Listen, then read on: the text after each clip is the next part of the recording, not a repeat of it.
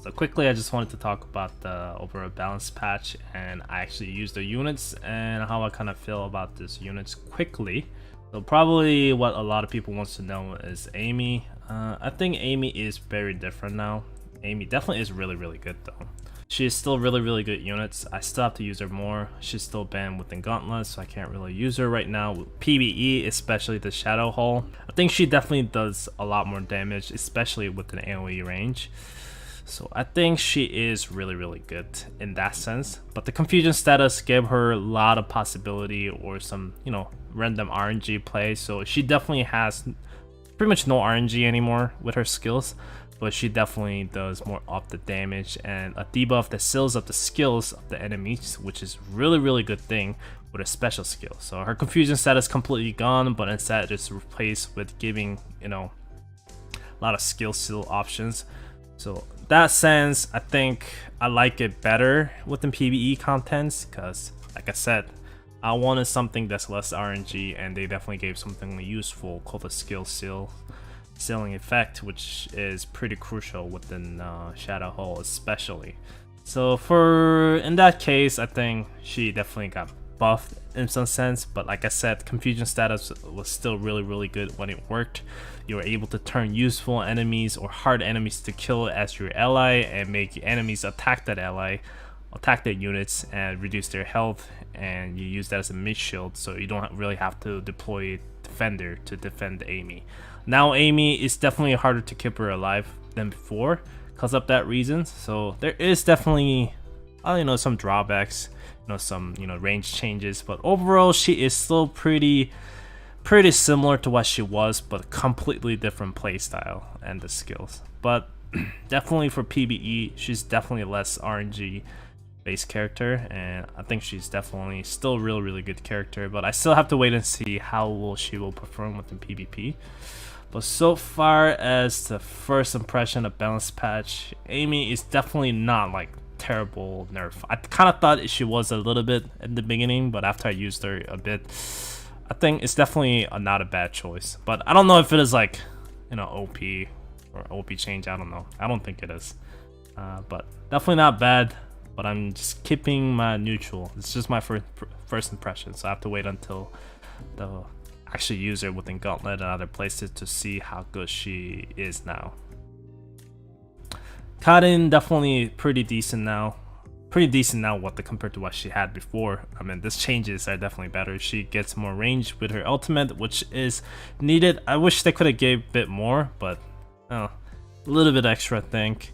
And now when she targets the aerial units, there was some time when she walks towards to it, so it causes her to lose the DPS and stuff. Now they fixed that, or I guess they fixed the bug. I don't think it was a bug, but they fixed that, so she is able to keep up with her DPS. So this is pretty big change actually. Now Skye Rayfield, I would definitely make a review about her now, since I think she is really good supporter now. Her passive skill was pretty bad before.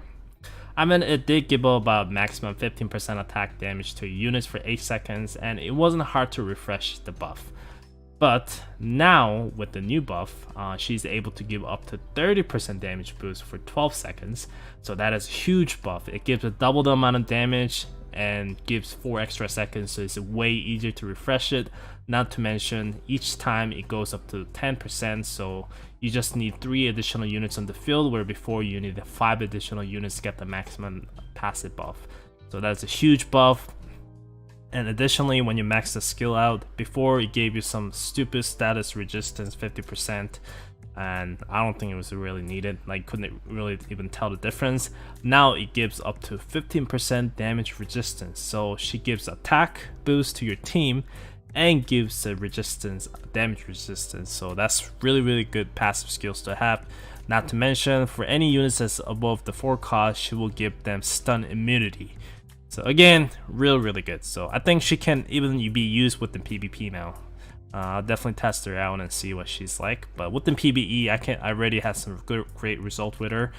She's definitely really good characters now, especially something like a raid. And I can't wait to test her out within the consortium co-op. I think she'll be really crucial units to have if I want to, do a lot of damage, which I don't really need to.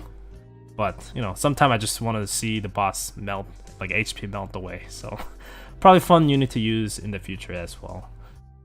Okay, wow, the king, this one actually got translated. But I'll quickly summarize it. Basically, he does bit more damage. You know, I'm getting a brain fart now because it's in English instead of Korean. But basically, he does bit more damage with his attacks, and he receives some damage resistance buff, like additional damage resistance buff, as well as a bit of attack passive buff. And now it's the passive skills. He's able to increase, you know, more of the damage resistance every time an ally dies with the additional seconds buff. So, because before it was a 20% for 5 seconds, now it's 30% for 6 seconds damage resistance every time someone dies. So definitely really good. And he also get the immunity to hit stuns whenever your ally dies. So that's really good too. And the knights, I don't know. I haven't really used her, so I can't say too much, but it's not bad. But I seen one time where the knight tried to kill all my snipers, and it wasn't always work out that great. It's kind of hit or miss. But now she's able to do a guaranteed hit with her passive skills, so I think that definitely makes her a better sniper killer now. But I have to wait and see how she will perform within PvP.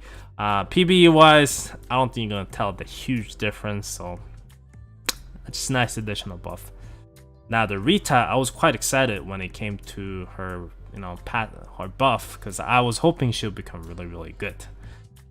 Okay, so first of all, she got 25% attack stat boost. Not attack boost, but like her attack speed, like attack stat itself, boosted by 25%, which is not bad at all. You know, it's a decent amount of buff. Definitely could get more, but after that, all she got was basically, you know, she got 30% damage resistance against mechanics. That is it, and it does not apply to Gauntlet. I don't know why. I think they could have definitely gave her this to Gauntlet, because either way, Janus's or other stronger mechanics just melt her easily.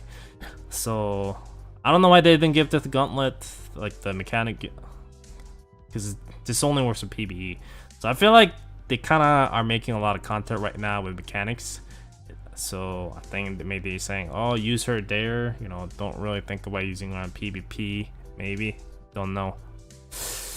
So I wish she got a bit more, more than damage resistance. I was hoping maybe bit of 1 or 2 extra thing with her other special skills or ultimate skills, but still not bad. Like I said, her attack stat got boosted, and whatever. I think she's able to take like 1 extra hit now. That's what she can do within PvE against the mechanics.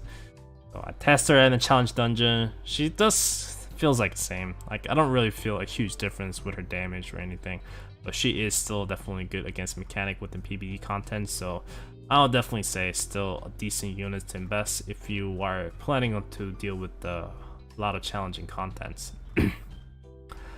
Now the Alex, haven't used her, I'll be honest with you. I mean, I used her, but I haven't really used her one-on-one to see how big this buff is. Like removing now she has additional ways to, you know, detect invisible enemies. So I guess this could be a pretty big deal within PvP against Albion, like a setup like the Albion ship, because it's able to give them invisible buff to their allies. So maybe against those people, she could be a pretty good unit to place, because like it's not like she debuffs them, she's just able to detect them. So I'm assuming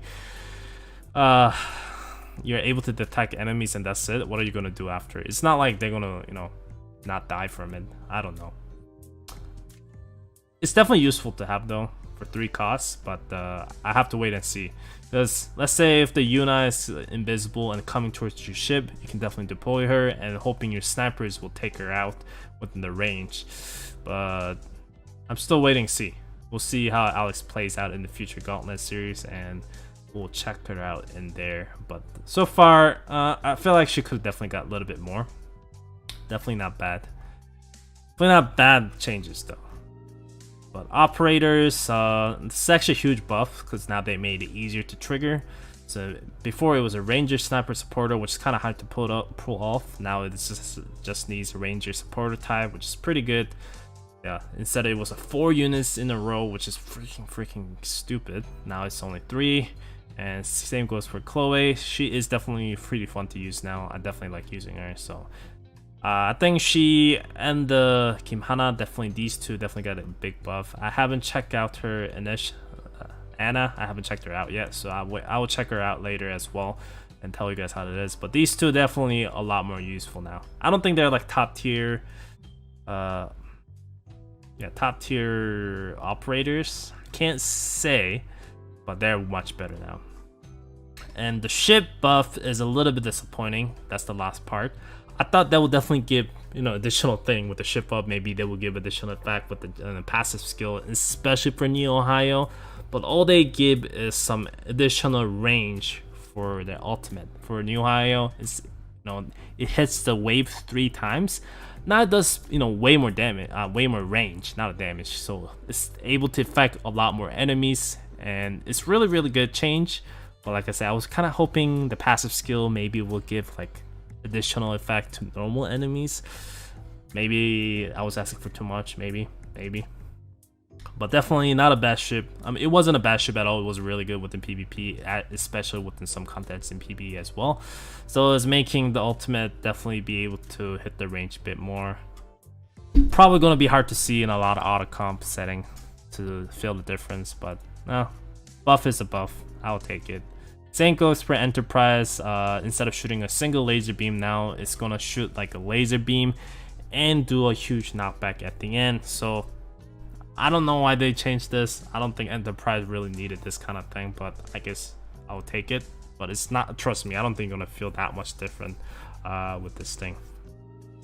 But overall, that is pretty much it. I think the first impression, definitely not a bad one at all, because I think Amy is definitely better than I expected. I expected like worse, and I don't think from my first impression is that level of bad units or that nerf kind of thing. I think changes are kind of reasonable in a lot of cases. Karin, kind of disappointing, I'll be honest. Skye, definitely satisfied. King, definitely satisfied after using it around. He's definitely more tanky and do more damage.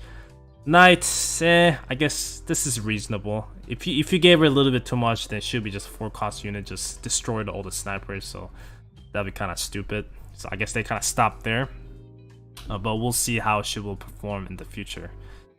Rita, definitely disappointing, even though I understand where they're coming from, but come on, like, damage resistance to 30%, that's it?